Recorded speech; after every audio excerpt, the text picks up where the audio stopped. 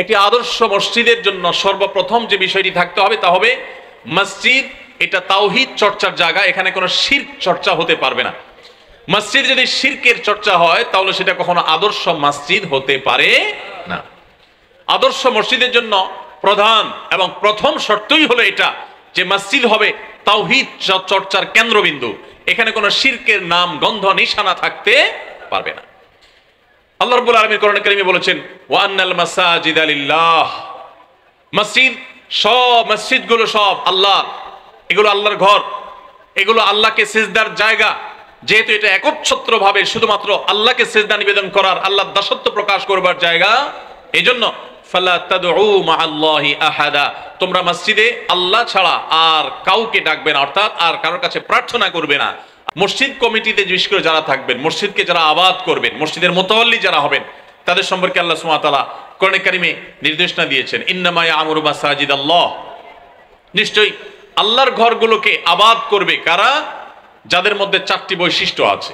এক নম্বর বৈশিষ্ট্য হলো মান আমানা বিল্লাহি ওয়াল ইয়াউমিল আখির, যারা আল্লাহ এবং আখিরাতে বিশ্বাস করে। আসসালামু আলাইকুম ওয়া রাহমাতুল্লাহি ওয়া বারাকাতুহু। অনেরা বেগুন গম আসন না,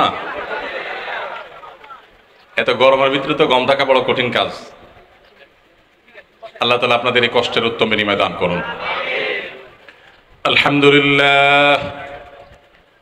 আলহামদুলিল্লাহ নাহমাদুহু ওয়া নাস্তাঈনুহু ওয়া নাস্তাগফিরুহু ওয়া নু'মিনু বিহি ওয়া নাতাওয়াক্কালু আলাইহি ওয়া নাউযু বিল্লাহি মিন শুরুরি আনফুসিনা ওয়া মিন সাইয়্যাতি আমালিনা।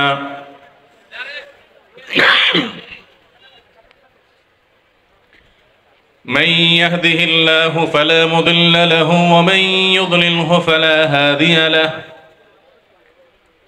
وأشهد أن لا إله إلا الله وحده لا شريك له وأشهد أن محمدا عبده ورسوله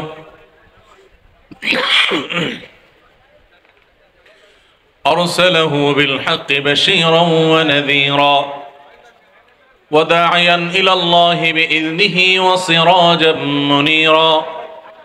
أما بعد فقد قال الله تبارك وتعالى في كلامه المجيد وفرقانه الحميد بعد أعوذ بالله من الشيطان الرجيم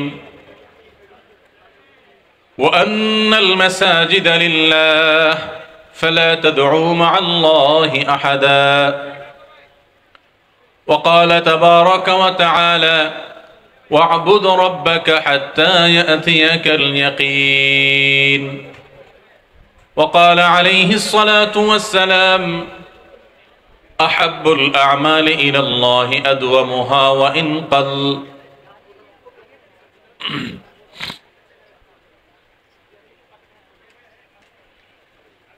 ঐতিহ্যবাহী চট্টগ্রামের প্রাণকেন্দ্র হালিশহর বি ব্লক হযরত ওমর বিন খাত্তাব রাদিয়াল্লাহু তাআলা আনহু জামে মসজিদ পরিচালনা কমিটির উদ্যোগে আয়োজিত আজকের এই ওয়াজ মাহফিলের সম্মানিত সভাপতি, উপস্থিত ওয়াজিবুল ইহতারাম সম্মানিত উলামায়ে কেরাম, অত্র এলাকার মান্যগণ্য ব্যক্তিবর্গ, দূর দূরান্ত থেকে আগত আমার কোরআন এবং হাদিস প্রেমী প্রাণপ্রিয় মুসলিম ভাইয়েরা এবং পর্দারের মা বোনেরা,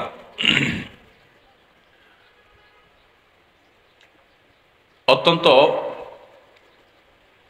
রোদের মধ্যে, কাঠফাটা রোদের মধ্যে ভর দুপুরে আপনারা নিজেদের স্ব ব্যস্ততা সবকিছুকে এড়িয়ে, সবকিছুকে পেছনে ফেলে রেখে এত কষ্ট করে এখানে সমবেত হয়েছেন, সেটা দেখে আমি অনেক বেশি আপ্লুত যে এত গরমের মধ্যেও আপনারা কষ্ট করে বসে আছেন। নিশ্চয়ই আপনারা অনেকে ঘর্মাক্ত হয়ে যাচ্ছেন, অনেকে ঘেমে যাচ্ছেন, অনেকের কষ্ট হচ্ছে।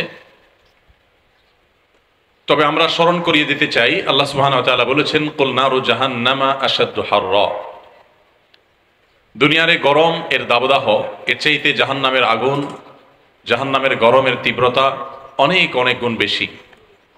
অতএব দুনিয়ার এই গরমটা যদি আল্লাহর জন্য আমরা সহ্য করি, আল্লাহকে খুশি করবার জন্য যদি গরমের কষ্টকে আমরা উপেক্ষা করতে পারি, সবর করতে পারি, আল্লাহর কাছে আমরা আশা করতে পারবো আল্লাহ সুবহানাহু ওয়া তাআলা আমাদেরকে আখিরাতের জাহান্নামের সেই আগুন থেকে, সেই উত্তাপ থেকে, কিয়ামতের সেই দুর্বিষহ গরমের পরিস্থিতি থেকে আল্লাহ সুবহানাহু ওয়া তাআলা আমাদেরকে রক্ষা করবেন ইনশাআল্লাহ।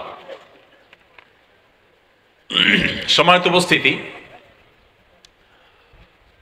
আপনাদের এত বেশি প্রশ্ন এসেছে যে এই প্রশ্নগুলোর উত্তর দিতেই আসলে সকাল থেকে সন্ধ্যা পর্যন্ত সারাদিনের প্রয়োজন।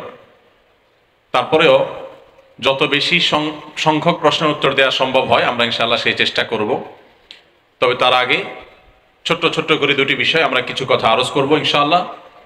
শুরুতেই আমরা বলে রাখি যে আমাদের পুরো আলোচনা থেকে এবং প্রশ্নোত্তর থেকে শেষে একেবারে অনুষ্ঠানের শেষ প্রান্তে এসে আসরের আগে আমরা ইনশাআল্লাহ আপনাদের কাছে কিছু প্রশ্ন ছুড়ে দিব। আলোচনা থেকেই প্রশ্ন করা হবে, প্রশ্নোত্তর থেকে আবার পাল্টা প্রশ্ন করা হবে। এই প্রশ্নগুলোর সঠিক উত্তর যারা দিতে পারবেন তাদের জন্য ইনশাআল্লাহ পুরস্কার থাকছে। যথারীতি আপনারা পুরস্কারের জন্য সবাই প্রস্তুতি নিতে থাকবেন এবং মনোযোগ সহকারে শুনবেন ইনশাআল্লাহ। ওয়াজ মাহফিলে আমরা অনেকে আসি, এসে কিছু সময় আমরা কথাবার্তা শুনি, এরপর আবার চলে যাই। মাহফিল থেকে আমরা কিছু নিয়ে যেতে পারি না। আমরা আজকের এই মাহফিলে আপনাদেরকে দুটি জিনিস সাথে নিয়ে যাওয়ার জন্য শুরুতেই সংকল্প করবার জন্য অনুরোধ করতে চাই। তার প্রথমটি হলো, আমরা ওয়াজ মাহফিলে এসেছি কোরআন এবং হাদিস থেকে আলো গ্রহণ করবার জন্য, কোরআন হাদিসের জ্ঞান আহরণ করবার জন্য। অতএব আজকের এই পুরো আয়োজন থেকে অনেক উলামা একরাম বক্তব্য রেখেছেন, কথা বলেছেন। আমরা ইনশাআল্লাহ কথা বলবো। পুরো আলোচনা থেকে, পুরো অনুষ্ঠান থেকে, পুরো আয়োজন থেকে আজ আপনি কি কি জ্ঞান নিয়ে যাচ্ছেন, নতুন কি তথ্য উপাত্ত, নতুন কি নলেজ আজকে আপনি অর্জন করলেন, আহরণ করলেন, সেটি নিজেকে আপনি প্রশ্ন করে তার উত্তর আপনাকে বের করতে হবে। আপনি কি শিখে গেলেন, কি জেনে গেলেন, সেটা যদি আপনি পরিষ্কার করে নিজেকে নিজে বলতে না পারেন, তাহলে সেক্ষেত্রে আপনার এই আশাটা সার্থক হলো না, আপনার এই সময় ব্যয় করাটা সার্থক হলো না, আপনার এই আশাটা অনর্থক হয়ে গেল, অর্থহীন হয়ে গেল। সো আমি আপনাদেরকে অনুরোধ করতে চাই, শুরুতেই আসুন আমরা প্রতিজ্ঞা করে নেই যে আমরা পুরো অনুষ্ঠান থেকে, পুরো আয়োজন থেকে কোরআন এবং হাদিসের আলোকে আহরিত যে জ্ঞান আমরা আজকে পাবো সেটিকে আমরা ক্যাচ করব, সেটিকে আমরা ধারণ করব, সেটিকে আমরা নেব। একটা সুনির্দিষ্ট পয়েন্ট আকারে আমি যেন বলতে পারি যে আমি আজকে এই জিনিসটা শিখেছি, জেনেছি। আলহামদুলিল্লাহ, আমি বিভিন্ন মাহফিলে দেখি আজকাল আমাদের তরুণ বন্ধুরা, যুবক বন্ধুরা, তারা অনেকেই মোবাইলে কিংবা কাগজে তারা নোট করেন এবং রীতিমতো পুরো বক্তব্যের সামারিটা, পুরো অনুষ্ঠানের সামারিটা তারা অনুষ্ঠান শেষে উপস্থাপন করতে পারেন। সন্দেহাতীতভাবে একটা অনুকরণীয় দৃষ্টান্ত। ওয়াজ মাহফিলেও যে মানুষ খাতা কলম নিয়ে নোট করে অথবা মোবাইলে, প্যাডে, বিভিন্ন জায়গায় তারা যে নোট করে, এটা সন্দেহাতীতভাবে একটা দারুণ উদাহরণ। ওয়াজ মাহফিল শুধুমাত্র শোনার জন্য আসা নয়, জানার জন্য আসা, সেই সাথে দ্বিতীয় উদ্দেশ্য হবে মানার জন্য আসা। যে আজকের এই মাহফিল থেকে আমি কোন কোন বিষয়টা আমার জীবনে বাস্তবায়ন করব, এই মর্মে আমি প্রতিজ্ঞা করছি, প্রতিশ্রুতি দিচ্ছি আল্লাহকে এবং নিজের সাথে নিজে সংকল্প করছি যে আমি আজকের এই মাহফিল থেকে আমার জীবনে এই ভালো কাজটাকে আমি ধারণ করব অথবা ওই মন্দ কাজটা আমি সেটা থেকে বিরত থাকব। এই প্রতিজ্ঞা এবং এই প্রতিশ্রুতি আমাদের মধ্যে থাকতে হবে। তাহলে আমরা দুটি পয়েন্ট বলেছি। তার প্রথমটি হলো যে আমি নতুন করে কি কি জিনিস শিখলাম, জানলাম, কোন কোন জ্ঞান আহরণ করলাম, সেই প্রশ্ন উত্তর আমার কাছে জানা থাকতে হবে। দ্বিতীয়ত হলো আমি কোন কোন বিষয়গুলো মানবো আজকের মাহফিল থেকে, যেগুলো আগে আমি মানতাম না, আজকে নতুন করে আমি এখন থেকে শুরু করব আমল করা, সেই জিনিসগুলো কি। অথবা কোনো মন্দ স্বভাব, খারাপ জিনিস যেগুলো আমি আজকে থেকে বর্জন করব, আজকের আলোচনা থেকে অনুপ্রাণিত হয়ে সেই জিনিসগুলো কি। এই দুইটা প্রশ্নের উত্তর যেন আমরা প্রত্যেকটা মানুষ পরিষ্কার করতে পারি। আমি কি জানছি আর কি মানছি, আমি এখান থেকে জ্ঞানটাকে আহরণ করছি, আর এই আজকের মাহফিল থেকে আমি কোন আমলটার ব্যাপারে উদ্বুদ্ধ হয়ে, অনুপ্রাণিত হয়ে সেটিকে আমার জীবনে ধারণ করবার নিয়ত করে তারপর আমি যাচ্ছি। এই দুটি জিনিসকে আমরা পরিষ্কার করার চেষ্টা করব। আল্লাহ আমাদেরকে তৌফিক দান করুন। তাহলে অনুষ্ঠান 10 মিনিট হোক আর 2 ঘন্টা হোক, ইনশাআল্লাহ সেটা আমাদের সকলের জন্য সার্থক হবে, উপকারী হবে। আর যদি 2, 4, 5, 7 ঘন্টাও আপনি ওয়াজ শুনেন, মাহফিল শুনেন এবং মাহফিল শেষে আপনার ভেতরে কোনো পরিবর্তন যদি না আসে, আপনার নলেজের মধ্যে কোনো নতুন কোনো বিষয় সংযোজন যদি না হয়, অথবা আগের কোনো জানা বিষয়ের কে নতুন করে জেনে আপনার ভিতরে কোনো আমলের প্রেরণা যদি তৈরি না হয়, তাহলে সেক্ষেত্রে সেই মাহফিল কখনো সফল মাহফিল হতে পারে না, সেটা কোনো সার্থক মাহফিল হতে পারে না। মাহফিল আয়োজনের পেছনে আয়োজকদের অনেক সময় নানা উদ্দেশ্য থাকে। আয়োজকদের উদ্দেশ্য যদি থাকে মাহফিল আয়োজন করে তারা সেখান থেকে পার্থিব কোনো কিছু অর্জন করবেন, অর্থ কালেকশন করবেন, চাঁদা কালেকশন করবেন, নাম যশ খ্যাতি মানুষে কুড়াবেন, এরকম কোনো উদ্দেশ্য যদি কোনো মাহফিল কর্তৃপক্ষের থাকে, আমরা সাধারণ কথা বলছি, জেনারেল সকল মাহফিলের জন্য প্রযোজ্য, তাহলে সেক্ষেত্রে তাদের সেই পার্থিব চাওয়াটা পূরণ হতেও পারে, নাও হতে পারে। আল্লাহর কাছে কোনো কিছু পাওয়া যাবে না যদি পার্থিব উদ্দেশ্য থাকে। ঠিক একইভাবে মাহফিলের আলোচক ওয়াইজ তার উদ্দেশ্য যদি টাকা পয়সা হয়, নাম যশ খ্যাতি হয়, তার বেলায় একই কথা প্রযোজ্য হবে। কিন্তু আপনারা যারা শ্রোতা, শ্রোতাদের উদ্দেশ্যের মধ্যে ভেজালের সম্ভাবনা খুব কম থাকে।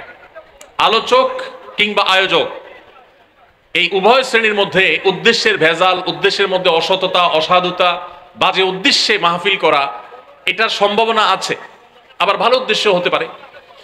কিন্তু শ্রোতাদের মধ্যে ভেজাল উদ্দেশ্যে, অসৎ উদ্দেশ্যে মাহফিলে আসার সম্ভাবনা একেবারেই কম। অতএব আপনারা যদি আপনাদের উদ্দেশ্যগুলোকে একটু ঝালাই করে নেন, একটু যদি আপনি কেন আসছেন সেই প্রশ্ন উত্তরটা নিজের মধ্যে নিজে অন্তত উপস্থিত করতে পারেন, তাহলে ইনশাআল্লাহ আপনাদের এই আশাকে, আপনাদের উপস্থিত হওয়াকে এবং এই কষ্ট করে গরমের মধ্যে বসে থাকাকে আল্লাহ রাব্বুল আলামিন কবুল করবেন এবং সার্থক হবে। অতএব আমরা শুরুতেই দুটি বিষয়কে মাথায় রাখি। এক, আজকে আমি নতুন কি শিখলাম। দুই, আজকে থেকে নতুন কি আমল শুরু করলাম।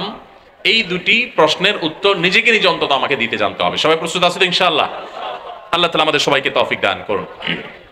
সময়ত উপস্থিতি, আপনারা জানেন যে হালি শহরের যে মসজিদটিকে কেন্দ্র করে আজকের এই মাহফিল, সেই হযরত ওমর বিন খাত্তাব রাদিয়াল্লাহু তাআলা আনহু, ইসলামের দ্বিতীয় খলিফা ওমর ফারুক রাদিয়াল্লাহু তাআলার নামে যে মসজিদ নামকরণ করা হয়েছে, এই মসজিদটি পুরাতন একটা মসজিদ হলেও এটি নতুন জায়গায় নতুন করে গড়ে উঠছে আপনারা জানেন। এবং এই মসজিদটি যেখানে ছিল সেখানে খাল খননের কারণে ভাঙা পড়েছে, নতুন জায়গা সেটি এসেছে। এই জায়গাটি সরকারি জায়গা, আপনারা অনেকে জানেন। কর্তৃপক্ষ যতটুকু আমাকে জানিয়েছেন যে এই সরকারি জায়গা ইতোমধ্যে মসজিদের নামে বরাদ্দ হয়ে গেছে আলহামদুলিল্লাহ।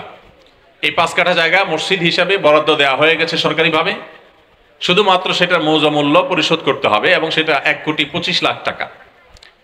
তো সরকারি জমি হওয়াতে, বরাদ্দ পাওয়াতে এই মাত্র 1,25,00,000 টাকার মধ্যে এত ভ্যালুয়েবল একটা জায়গা পাওয়া যাচ্ছে, এটা সন্দেহাতীতভাবে অনেক বড় সৌভাগ্যের ব্যাপার। কর্তৃপক্ষ জানালেন যে এই পুরো টাকাটাই এখন পরিশোধ করতে হবে অফিসিয়ালি মসজিদ পুরো জায়গাটার মালিক হতে হলে। তো এটা সাদকা জারিয়ার অত্যন্ত গুরুত্বপূর্ণ একটি খাত, অত্যন্ত গুরুত্বপূর্ণ একটি জায়গা, যে আল্লাহর ঘরের জন্য মসজিদ কিনে দেওয়া। আপনারা জানেন মসজিদে নববী যেই জায়গার উপর এখন আছে, যেই জায়গার উপরে মসজিদে নববী দাঁড়িয়ে আছে, এই জায়গাটা প্রিয় নবী সাল্লাল্লাহু আলাইহি ওয়াসাল্লাম কিনে সেখানে মসজিদ প্রতিষ্ঠা করেছেন। তিনি যখন এটা কিনবার উদ্যোগ নিয়েছেন, 2জন ইয়েতিম শিশুর ছিল সেই জায়গাটি। তাদের জায়গা যখন আল্লাহর পক্ষ থেকে ইশারা এলো বাহনের মাধ্যমে অলৌকিকভাবে যে এখানে মসজিদ হওয়া উচিত, এখানে মসজিদ হতে হবে, তখন দেখা গেল মসজিদের মালিক হলো 2জন ইয়েতিম শিশু। তখন প্রিয় নবী সাল্লাল্লাহু আলাইহি সাল্লাম সেই জায়গা কেনা যায় কিনা সে উদ্যোগ গ্রহণ করার জন্য দায়িত্ব দিলেন এবং যথারীতি সেটি কেনার সুযোগ তৈরি হলো। তখন সাহাবা ইকরাম নিজে উদ্যোগ নিয়ে আবু বকর সিদ্দিক রাদিয়াল্লাহু তাআলার সামনে অগ্রসর হলেন এই মসজিদ কিনে আল্লাহর ঘরে দান করার জন্য। তো আজকে আবু বকর রাদিয়াল্লাহু তাআলার অনুসারী যারা আমরা আছি, আমরা যারা আবু বকর রাদিয়াল্লাহু তাআলা আনহুকে ইসলামের প্রথম খলিফা হিসাবে, প্রথম মুসলিম সদস্য হিসাবে, আল্লাহ রাসূলের প্রতি প্রথম ইসলাম আনয়নকারী ব্যক্তি হিসেবে, প্রথম অ্যাডাল্ট প্রাপ্তবয়স্ক পুরুষদের মধ্যে আবু বকর রাদিয়াল্লাহু তাআলা আনহু ইসলাম গ্রহণ করেছিলেন। তো তার আদর্শের অনুপ্রাণিত হয়ে, তার আদর্শে অনুসরণ করে, নবী সাল্লাল্লাহু আলাইহি ওয়াসাল্লাম আদর্শে অনুপ্রাণিত হয়ে এই মসজিদের যে জমির মূল্য 1,25,00,000 টাকা, অনেকেই আছেন যে যাদের জন্য এই টাকা দেয়া কঠিন কোনো ব্যাপার নয়। আমি উদাত্ত আহ্বান রাখতে চাই, যাদের সুযোগ আছে তারা মসজিদের জায়গা কেনার এই কাজে আপনারা শরীক হবেন। অনেক মসজিদ আছে নতুন করে জমি কিনে তারপর মসজিদ তৈরি করা হয়, আর এটা ইতোমধ্যে মসজিদ অনেক আগে থেকেই ছিল, ভাঙা পড়েছে, নতুন জায়গায় সেটা এসছে, এখন শুধুমাত্র জায়গার মূল্য পরিশোধ করা দরকার। প্রতিষ্ঠিত আছে ইতোমধ্যে মসজিদ, এটা একটা অ্যাডভান্টেজ। অতএব আমাদের যাদের সুযোগ আছে আমরা এখানে শরীক থাকার চেষ্টা করব। 1-2-4 লাখ টাকা নিজের পক্ষ থেকে, নিজের মৃত বাবা মার তরফ থেকে এই উদাত্ত আহ্বান আমি আপনাদের কাছে রাখছি। আল্লাহ তাআলা আমাদের সবাইকে আল্লাহর ঘর নির্মাণের এই গুরুত্বপূর্ণ খাতে অংশগ্রহণ করার তৌফিক দান করুন, বলুন আমিন। সময়ত উপস্থিতি, আমরা একটু আশেপাশে হইচইটা বন্ধ করতে হবে। একটু কথা বলাটা বন্ধ করতে হবে মেহরবানি করে। হ্যাঁ, আশেপাশে আওয়াজগুলো একটু বন্ধ করি ভলান্টিয়ার ভাইরা। হ্যাঁ হ্যাঁ, কথাগুলো আমরা একটু সাইডে গিয়ে একটু পেছনে গিয়ে বলি মেহরবানি করে। জি, আশেপাশে কথা বললে মনোযোগ নষ্ট হয়, মেহরবানি করে একটু নীরবতা অবলম্বন করি, স্টেজের আশেপাশে আমরা কথাবার্তা না বলি। জি, সম্মানিত উপস্থিতি, যেহেতু মসজিদ প্রসঙ্গে এসেছে যেন মসজিদ নিয়ে আমি কয়েকটি কথা বলতে চাই, এরপর ইনশাআল্লাহ আমরা মূল বক্তব্য এবং প্রশ্নোত্তরে চলে যাব। মসজিদ হলো ইসলামী সমাজ ব্যবস্থার হৃৎপিণ্ডের মতো। মানুষের জন্য হৃৎপিণ্ড যেরকম গুরুত্বপূর্ণ অংশ শরীরের অর্গান, ঠিক একইভাবে মসজিদ হলো একটা মুসলিম সমাজের হৃৎপিণ্ডের মতো। মসজিদ হলো মুসলিম সমাজের একেবারে মূল বিষয়। মসজিদ ছাড়া একটা মুসলিম সমাজ কখনো চিন্তাই করা যায় না, কল্পনাই করা যায় না। এই জন্য আমাদের প্রিয় নবী সাল্লাল্লাহু আলাইহি সাল্লাম মক্কা থেকে মদিনায় হিজরত করে আসার পর সর্বপ্রথম যেই কাজটি করেছেন, সর্বপ্রথম যে আমলটি করেছেন, সেটি ছিল কি? মসজিদ নির্মাণ। মসজিদ নির্মাণের আমলটি আমাদের প্রিয় নবী সাল্লাল্লাহু আলাইহি সাল্লাম সবকিছুর আগে করেছেন। ইসলামের ইতিহাসে প্রিয় নবী সাল্লাল্লাহু আলাইহি সাল্লামের স্বহস্তে নির্মিত, তার তত্ত্বাবধানে নির্মিত সর্বপ্রথম মসজিদের নাম কি? মসজিদে কুবা। আমরা অনেকে মনে করি মসজিদে নববী, মূলত মসজিদে নববী এটি প্রথম মসজিদ নয়। প্রথম মসজিদ প্রিয় নবী সাল্লাল্লাহু আলাইহি সাল্লাম মক্কা থেকে হিজরত করে যখন মদিনায় প্রবেশ করেছেন, মদিনায় প্রবেশ করতে গিয়ে তিনি কুবা অঞ্চল দিয়ে, কুবা এলাকা দিয়ে প্রবেশ করেছেন মদিনায়। আর কুবা এলাকায় মদিনার মানুষ সমবেত হয়েছিল প্রিয় নবী সাল্লাল্লাহু আলাইহি সাল্লামকে অভ্যর্থনা জানাবার জন্য। আর সেই জায়গায় দাঁড়িয়ে আমাদের প্রাণপ্রিয় নবী আল্লাহর হাবিব সাল্লাল্লাহু আলাইহি ওয়াসাল্লাম তিনি সর্বপ্রথম কুবায় মসজিদ নির্মাণ করেছেন, সেখানে অবস্থান করে মসজিদ নির্মাণ করেছেন, সেখানে সালাত আদায় করে তারপর সামনে আরো মসজিদ নির্মাণ করেছেন। এরপরে মদিনার সেন্টার পয়েন্ট বা কেন্দ্রে যখন প্রবেশ করেছেন, আজকে যেখানে মসজিদে নববী অবস্থিত, সেখানে যেও তিনি প্রথম কাজ করেছেন মসজিদ নির্মাণ। নিজের বাসাবাড়ি নির্মাণ, নিজের থাকার জায়গা ঠাঁই এগুলো সব পরে চিন্তা করেছেন, আগে মসজিদ নির্মাণ করেছেন। এবং মদিনার মসজিদকে কেন্দ্র করে আজ গোটা পৃথিবীব্যাপী যে ইসলাম আমরা দেখতে পাচ্ছি, ইসলামের সৌন্দর্য, ইসলামের সুঘ্রাণ ছড়িয়ে পড়েছে, এটির কেন্দ্রবিন্দু ছিল মসজিদে নববী। সেই মসজিদে নববী থেকে গোটা ইসলাম সারা পৃথিবীতে ছড়িয়ে পড়েছে। তো এই জন্য একজন মুসলমানের কাছে মসজিদ অত্যন্ত গুরুত্বপূর্ণ একটি প্রতিষ্ঠান। মসজিদ নির্মাণ, মসজিদ আবাদ, মসজিদকে গঠন করা, মসজিদকে নানাভাবে সজীব রাখা, মসজিদকে প্রাণবন্ত রাখা, মসজিদকে আদর্শ মসজিদে রূপান্তর করা, এটা মুসলিম হিসাবে আমাদের সকলের কর্তব্যের অংশ। আমরা জানি কোরআনে কারিমে আল্লাহ তাআলা বিভিন্ন জায়গায় মসজিদ সম্পর্কে মৌলিক অনেকগুলো দিক এবং নির্দেশনা আমাদেরকে দিয়েছেন। একটি আদর্শ মসজিদ কেমন হওয়া উচিত তার অনেকগুলো গাইডলাইন আমরা কোরআন এবং হাদিস থেকে পাই। সর্বপ্রথম যে বিষয়টি অত্যন্ত গুরুত্বপূর্ণ, আমরা অনেকেই বিভিন্ন মসজিদের সাথে ইনভলভ আছি, কেউ কোনো মসজিদের পরিচালনা কমিটিতে আছি, কেউ হয়তো মসজিদের সাধারণ মুসল্লি। আমাদের প্রত্যেকেরই আমাদের এই মসজিদগুলোকে যথাযথ এবং আদর্শ মসজিদ হিসাবে গড়ে তোলবার জন্য ভূমিকা রাখাটা আমাদের প্রত্যেকের জন্য গুরুত্বপূর্ণ। ভাইরা আমার, মসজিদগুলোর শক্তি সম্পর্কে আমরা অনেক মুসলমান জানি না। বিশেষ করে অনেক ইমাম সাহেব, ওলামা একরাম, খতিব সাহেব তারা নিজেরাও আঁচ করতে পারেন না, আন্দাজ করতে পারেন না যে মসজিদগুলোর পাওয়ার কত বেশি।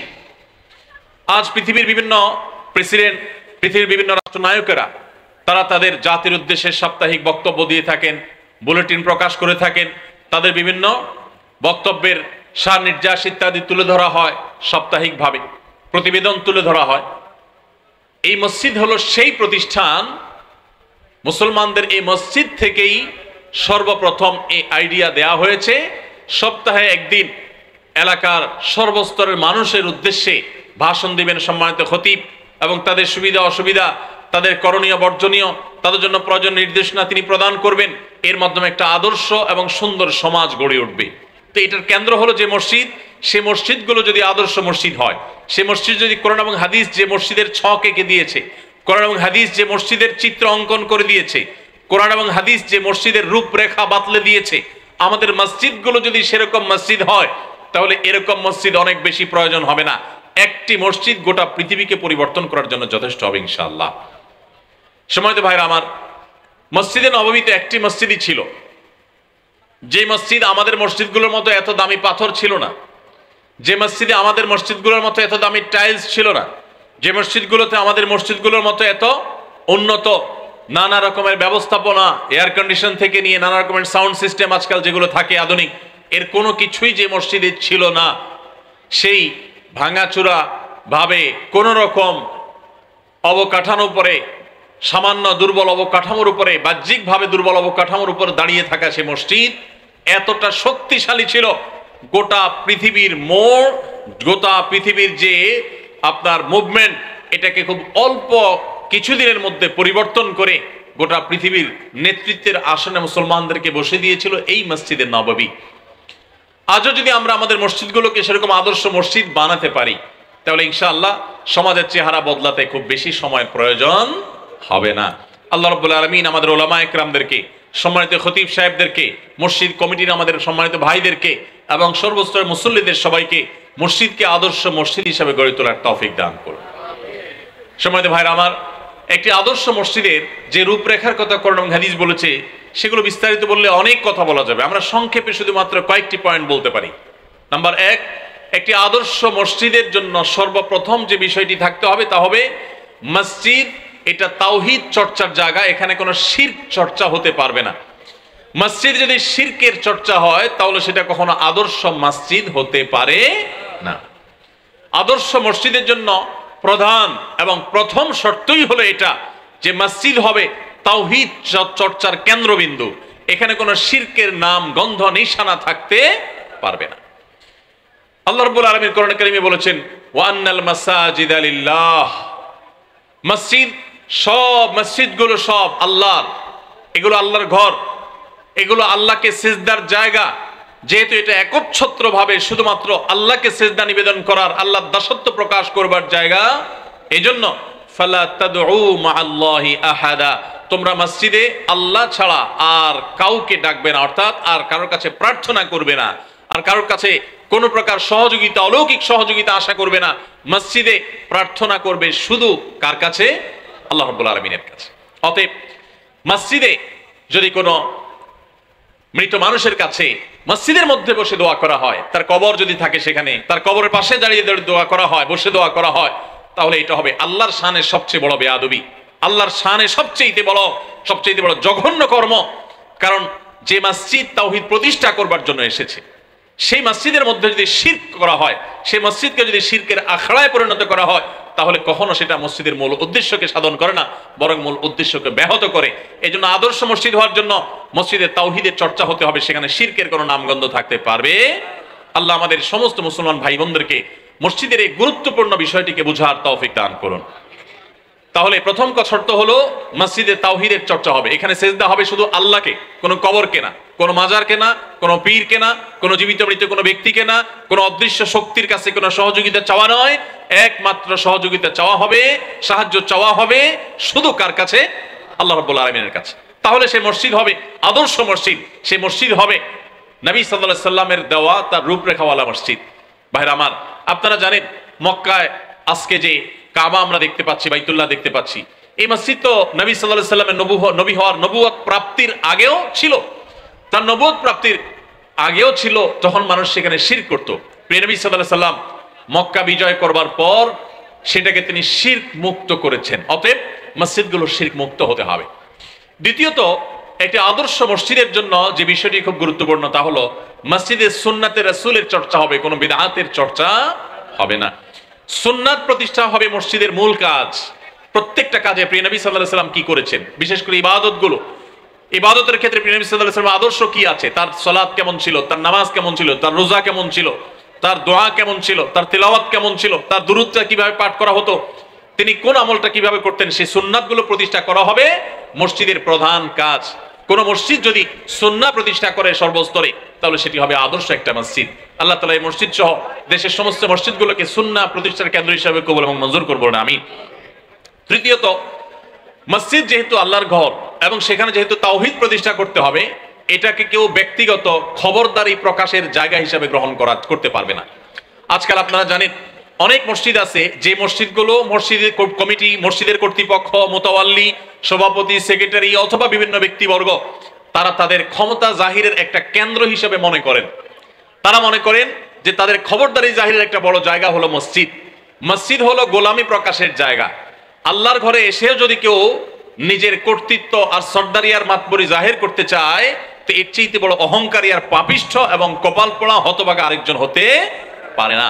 মসজিদের দায়িত্ব বুঝে নিলে বা মসজিদ পরিচালনা করার দায়িত্ব পেলেই যে আপনি আল্লাহর প্রিয় পাত্র হয়ে গেছেন, এত সহজ হিসেব নিকেশ করার কোনো সুযোগ। মসজিদ পরিচালনার দায়িত্ব মক্কার মুশরিকরাও পালন করেছে, মক্কার কাফেররাও কিন্তু মসজিদ একসময় পরিচালনা করেছে। সো মসজিদ পরিচালনা করলেই আপনি আল্লাহর প্রিয় বান্দা হয়ে গেছেন, আল্লাহ আপনাকে খেদমত দিয়েছে তা নয়, বরং মসজিদ পরিচালনা করতে এসে অহংকার করে পাপিষ্ঠ হয়ে ঈমান আমল বরবাদ করে আরো বেশি সাজার উপযুক্ত আপনি হতে পারেন। এই জন্য আদর্শ মসজিদের জন্য এই জিনিসটা খুবই জরুরি যে মসজিদ কর্তৃপক্ষ ইমাম সাহেবকে, খতিব সাহেবকে বলবেন পরিষ্কারভাবে যে আপনি কোরআন এবং হাদিসের আলোকে আমাদের মসজিদকে আপনি আলোকিত করবেন, আবাদ করবেন। কোরআন হাদিসের বাইরে মন গড়া জিনিস আমরা চাই না। আজকাল সেই মসজিদ কমিটি খুব কমই পাওয়া যায় যে মসজিদ কর্তৃপক্ষ ইমাম সাহেব, খতিব সাহেবকে সে ফ্রিডমটা দেন, তাদেরকে সে স্বাধীনতা দেন, তাদেরকে তাদের কথা বলবার সুযোগ দেন। অবশ্য ইমাম খতিবদেরও দায়িত্ব আছে মসজিদ কমিটিকে বুঝিয়ে তাদেরকে কাউন্সিলিং করে তাদের কাছ থেকে বেশটা আদায় করে নেওয়া এবং মসজিদকে আদর্শ মসজিদ হিসেবে গড়ে তোলা। আল্লাহ তাআলা আমাদের সমস্ত মসজিদগুলোকে সেরকম মসজিদ হিসেবে কবুল এবং মঞ্জুর করবো না, আমিন। ভাইরা আমার, আমরা যারা সাধারণ মুসল্লি আছি, আমরা আমাদের ইমাম খতিবদেরকে, আমাদের মসজিদ কমিটির ভাই বোনদেরকে আমরা বোঝাবার চেষ্টা করব। দেখুন, মসজিদ কমিটিতে বিশেষ করে যারা থাকবেন, মসজিদকে যারা আবাদ করবেন, মসজিদের মুতাওয়াল্লি যারা হবেন, তাদের সম্পর্কে আল্লাহ সুবহানাহু ওয়া তাআলা কোরআনে কারিমে নির্দেশনা দিয়েছেন, ইন্নামা ইয়া'মুরু মাসাজিদাল্লাহ, নিশ্চয়ই আল্লাহর ঘরগুলোকে আবাদ করবে কারা? যাদের মধ্যে চারটি বৈশিষ্ট্য আছে। এক নম্বর বৈশিষ্ট্য হলো মান আমানা বিল্লাহি ওয়াল ইয়াউমিল আখির, যারা আল্লাহ এবং আখিরাতে বিশ্বাস করে। আল্লাহ এবং আখিরাতে বিশ্বাসী মানুষ যারা হবে তারাই মসজিদ আবাদ করবে। যার নিজের ইমানের ঠিক ঠিকানা নাই, আখিরাতের প্রতি বিশ্বাস ঠুনকো, দুর্বল, দুনিয়া ছাড়া কিছু বোঝে না, পয়সা কড়ি ছাড়া কিছু বোঝে না, ব্যবসা বাণিজ্য ছাড়া কিছু বোঝে না, আল্লাহর কাছে জবাবদিহি করতে হবে সেই ভয় তার অন্তরে কম, এই লোক মসজিদ কমিটির বা মসজিদ পরিচালনার দায়িত্বে আসার যোগ্যতা রাখে না। এক নম্বর হলো তার ভিতরে আল্লাহর প্রতি ঈমান এবং আখিরাতের প্রতি ঈমান থাকতে হবে অত্যন্ত সুদৃঢ়। নাম্বার 2, ওয়া আকামাস সালাহ, যারা সালাত কায়েম করে, 5 ওয়াক্ত নামাজ আদায় করে। মসজিদ কর্তৃপক্ষ হতে হলে, মসজিদের দায়িত্বশীল হতে হলে তাকে 5 ওয়াক্ত নামাজই হতে হবে। বহু মসজিদ কমিটির দায়িত্বশীল আছেন আমাদের দেশে যারা নিজেরা নামাজ কালাম পড়েন না, আছে না নাই? তাদের একটাই যোগ্যতা, তাদের কাছে অনেক টাকা পয়সা আছে, অথবা হয়তো অনেক পাওয়ার আছে, হয়তো তাদের অনেক নাম যশ খ্যাতি আছে, এই যোগ্যতা তারা মসজিদ কমিটির সদস্য হয়েছেন, পরিচালনা কমিটিতে আছেন, তাদের অন্য কোনো যোগ্যতা নেই। নিশ্চয়ই একটা প্রতিষ্ঠান পরিচালনা করার জন্য দক্ষতা প্রয়োজন আছে, সামাজিক প্রভাব প্রতিপত্তি দরকার আছে, নিশ্চয়ই তার জাগতিক যোগ্যতার প্রয়োজন আছে। তার অর্থকড়ি থাকলে তিনি সেটা দিয়ে ডোনেশন করতে পারবেন, মসজিদের উন্নয়ন করতে পারবেন, সেটাও ভালো, প্রশংসনীয়। কিন্তু সেগুলোর পাশাপাশি তার মধ্যে 5 ওয়াক্ত নামাজ আদায় করার যোগ্যতাটি থাকতে হবে। যে ব্যক্তি নিজে নামাজ পড়ে না, শুধু জুমার দিন হাজির হয়, ঈদের দিন হাজির হয়, বাকি নামাজ পড়েই না, এই ব্যক্তি কোনো মসজিদের দায়িত্বশীল হতে পারে না। কোরআন নির্দেশনা অনুযায়ী তার মসজিদের দায়িত্ব। ওয়া আতাজ যাকাহ, মসজিদের দায়িত্বশীল যারা হবেন তারা যাকাত আদায় করবেন, অর্থাৎ সম্পদ আল্লাহ যা দিয়েছেন সে সম্পদ কুক্ষিগত করে রাখবেন না, সেটাকে যথাযথ খাতে ব্যয় করবেন, যাকাত দেওয়ার মানসিকতা থাকবে। আর 4 নম্বর হলো ওয়ালাম ইয়াখশা ইল্লাল্লাহ, আল্লাহ ছাড়া আর কাউকে পরোয়া করে না। এটা অত্যন্ত গুরুত্বপূর্ণ একটা পয়েন্ট যে মসজিদ কর্তৃপক্ষ আল্লাহ ছাড়া কাউকে পরোয়া করবে না। আমি 2001 থেকে 2003-04-এর মধ্যে এই সময় ঢাকার গুরুত্বপূর্ণ একটা জায়গায় একটা মসজিদে ইমাম এবং খতিব হিসাবে নিযুক্ত হই। তো তখন মসজিদের যিনি সাধারণ সম্পাদক বা সেক্রেটারি সাহেব ছিলেন, অনেক আগে দুনিয়া থেকে মারা গেছেন, নেককার মানুষ ছিলেন, তাকে নেককার হিসাবে আমি জানি। তিনি আমাকে শুরুতে বলে দিলেন যে হুজুর, আমাদের এই মসজিদে আপনি কোরআন এবং হাদিসের আলোকে কথা বলবেন, মন গড়া আপনার কোনো কথাবার্তা আমরা শুনতে চাই না, অন্য কারোরটা আমরা শুনতে চাই না। কোরআন এবং হাদিসের আলোকে যতদিন কথা বলবেন আমাদের সর্বশক্তি দিয়ে আপনার পাশে আমরা থাকব। আর যেদিন আপনি কোরআন হাদিস থেকে শিটকে পড়বেন, মন গড়া কথা বলবেন, সেদিন আপনার কাছে আমরা আর কেউ থাকবো না। আপনি আপনার কাজ যদি সঠিকভাবে পালন করেন তো আমি আমার সর্বশক্তি দিয়ে আমি আপনার পাশে থাকবো। আলহামদুলিল্লাহ, আল্লাহরে বান্দার এই কথা আমাকে অনেক বেশি সাহস জুগিয়েছে, অনেক বেশি প্রেরণা দিয়েছে, অনেক ভালো লেগেছে, প্রাণ খুলে তার জন্য দোয়া করেছি এবং আলহামদুলিল্লাহ সেটাকে আমরা একটা আদর্শ মসজিদ হিসাবে গড়ে তোলার জন্য চেষ্টা করে গেছি।